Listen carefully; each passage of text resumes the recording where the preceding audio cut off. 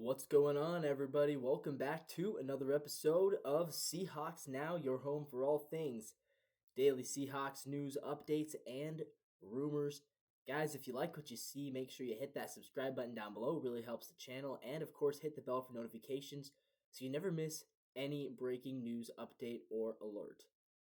With that being said, guys, today we have some really interesting news to talk about. Some offensive linemen that are potentially going to be coming to Seattle. We're going to talk about that and, introduce you guys to hopefully the guys who will be protecting Sam Darnold next season. Of course, nothing's official yet, but it sounds like Tevin Jenkins is going to have a real opportunity of getting his way to Seattle.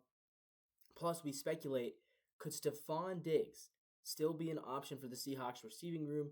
Probably the best wide receiver option right now in free agency, and obviously we did just sign Cooper Kupp. Is there a chance the Seahawks could double dip in the wide receiver market?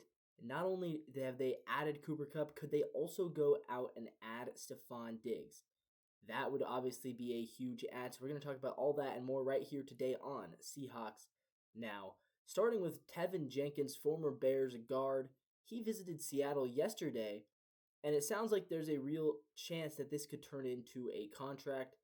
Reports estimating that a potential contract for Jenkins could look something like a 3-year, $31 million contract, so about $10 million per year annual value. I think that's about right for a decent but not top of the league guard. Jenkins, when healthy, I think he is a top 8 to 10 guard in the league. The Seahawks, obviously, right now really are looking for a left guard because they have lost Laken Tomlinson, and he's not going to come back. He wasn't even that good last year. So, yeah, they're looking to kind of beef up that O-line, and Tevin Jenkins would do that. He played for the Bears the last 4 seasons. He was the 39th overall pick in the draft 4 years ago, so he just barely missed out on being a first-round pick, but he was first-round caliber. I think a lot of people would agree about that. And he didn't play much his rookie season. He kind of dealt with some injuries.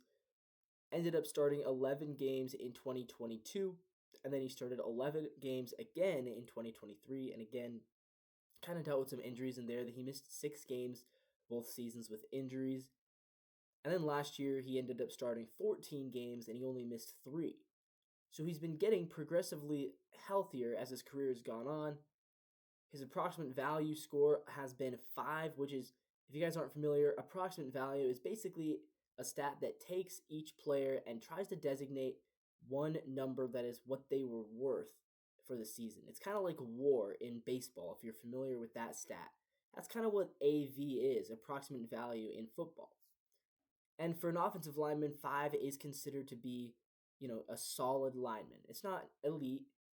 It's not even necessarily a Pro Bowl level, but it's a solid, good O-lineman. 5 is a good score. And he's had an AV of 5 in each of the past 3 years. So essentially, for the past 3 years, he's been an above replacement level offensive lineman. And that's what the Seahawks need, right? The Seahawks don't necessarily need to break the bank on an elite lineman, although you obviously have to hope that eventually they do hit on one in the draft, or maybe they can develop Abe Lucas and Charles Cross into elite linemen. But at the same time, having linemen who are even just replacement level would be a big upgrade over what they've had in previous seasons, which is linemen who are not, linemen who are below replacement level.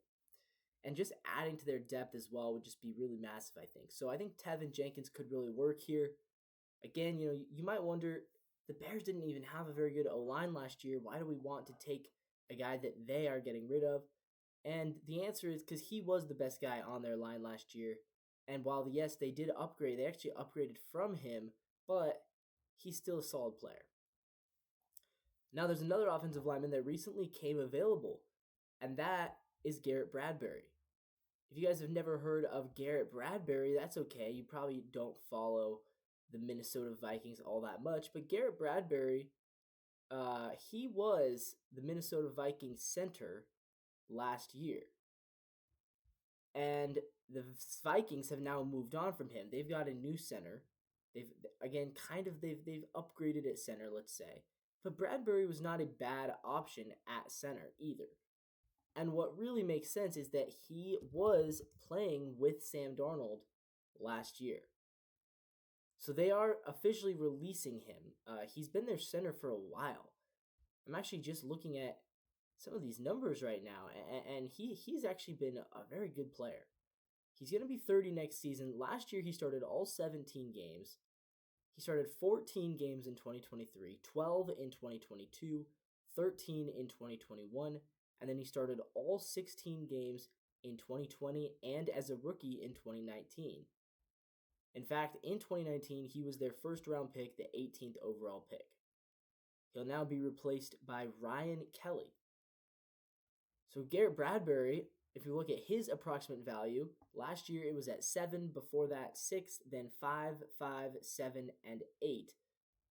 So his best season was as a rookie, and then he kind of got worse as his career went on. But then last year he had his best season since his rookie year in terms of approximate value.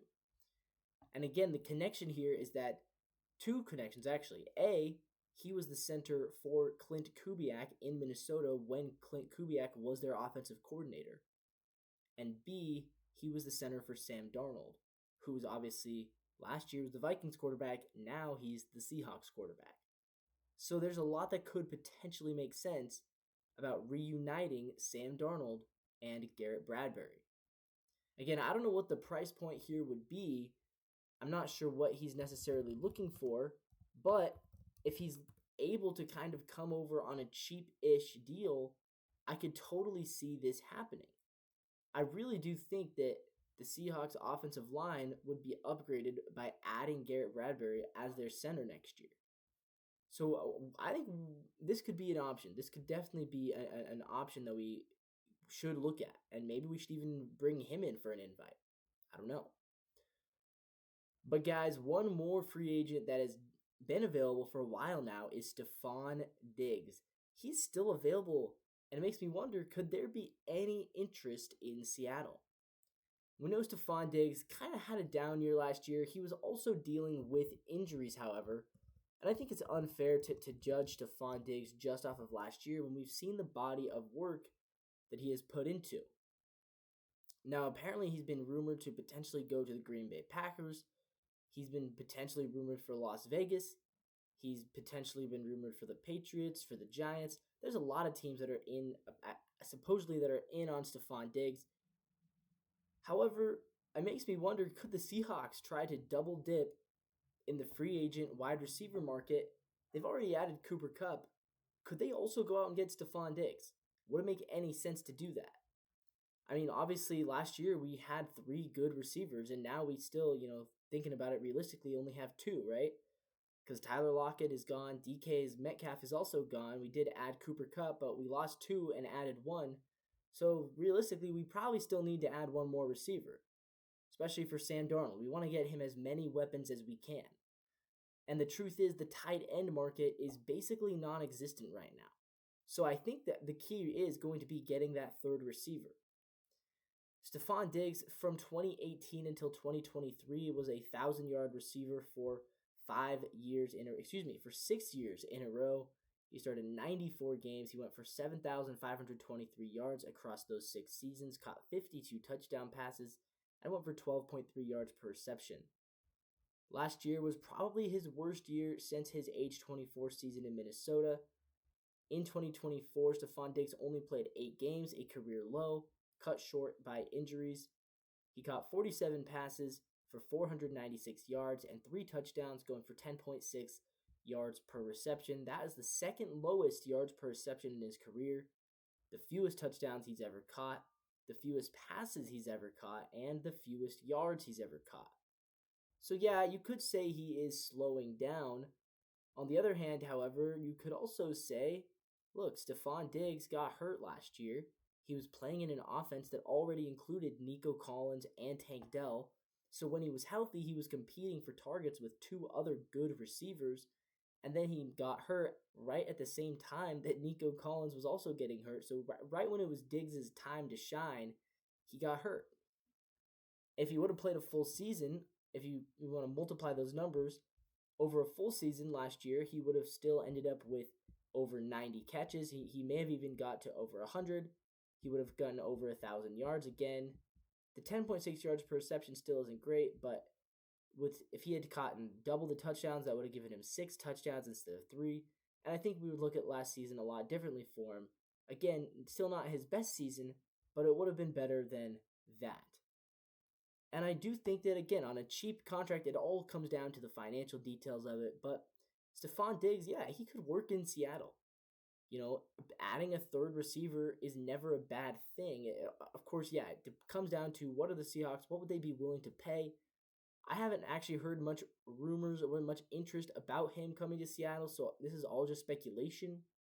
But again, we've seen teams do this before. We've seen teams go out and add multiple receivers. And there's no reason why having another good player could hurt the team. I would rather the team allocate the remaining money they have on the offensive line. But if Stefon Diggs is like, yeah, I want to play in Seattle with Sam Darnold, then why not?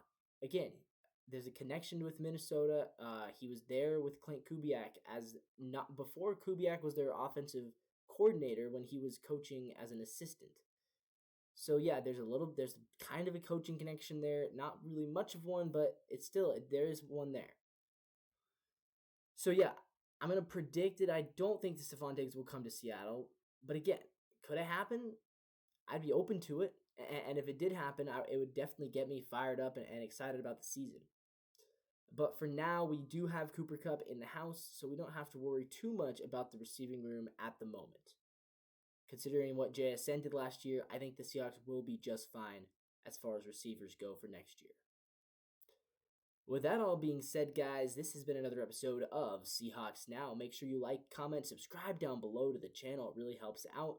Thanks for all the continued support. And as always, guys, until tomorrow, go Seahawks.